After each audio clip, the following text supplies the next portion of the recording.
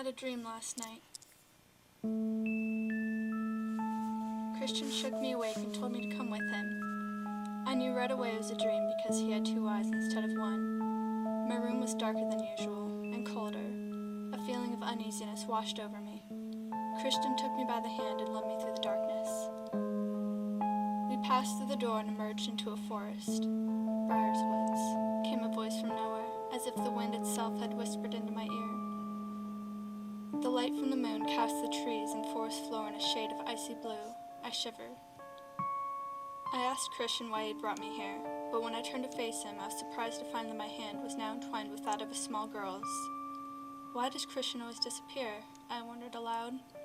The girl did not answer me, but tugged on my hand. The 2 of us walked along in silence. A sound came from amongst the trees, and I stopped. A few feet off the path, I saw a woman that I did not recognize. She was weeping hysterically. "This wasn't supposed to happen," she bawled. I knew her when I heard her voice.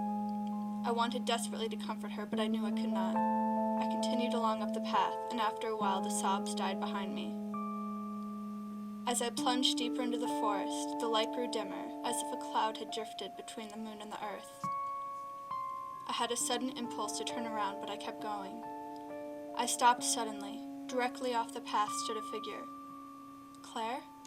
She stood as still as if she was made of stone and looked back at me. At least, I thought she was looking at me. The Claire before me had no eyes. She held a small bundle in her arms.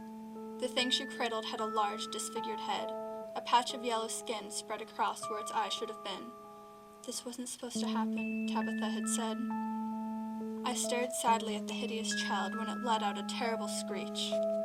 Claire made the same noise, and I broke into a sudden sprint. I had to get away from that sound. It was driving me insane. The screams faded, and I slowed back down to a walk. The forest was so dark now that I could only just barely make out the trees on either side of me. I didn't have to go far before I met something else off the path. I peered through the trees and saw Branson. He was dead. A pool of blood spread out around him, in the middle of which lay a pair of scissors. As I watched, the scene before me appeared to rewind itself. The blood pulled back into a deep gash over Branson's heart.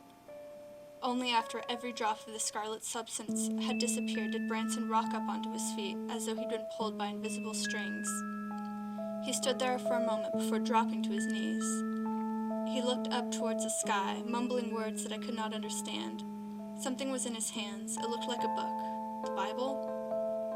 I left him and continued on down the path. It was pitch black. I took one step, and then another. I knew I was about to reach the very heart of the forest, and that something would be waiting for me there. I don't know how long I walked through that black abyss. It must have been over an hour. Somehow I did not run into any trees along the way, and I couldn't help but wonder, are they even there anymore? Finally, 2 silhouettes appeared in the distance, and slowly I approached them. I recognized them both. One was the girl who'd been leading me.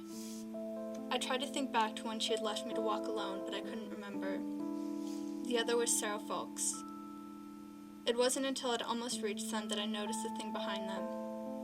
It was so dark, so devoid of any light, that it actually stood out against the blackness of its background.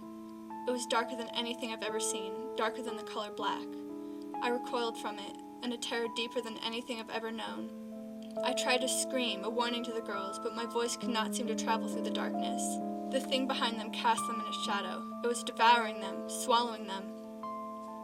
Just before they were completely consumed by the darkness, I saw their lips move, and although I could not hear the words, I understood what they were trying to tell me. The thing had no physical features, or at least none that I could make out. I could sense that it was turning its head in my direction. Oh God, it sees me.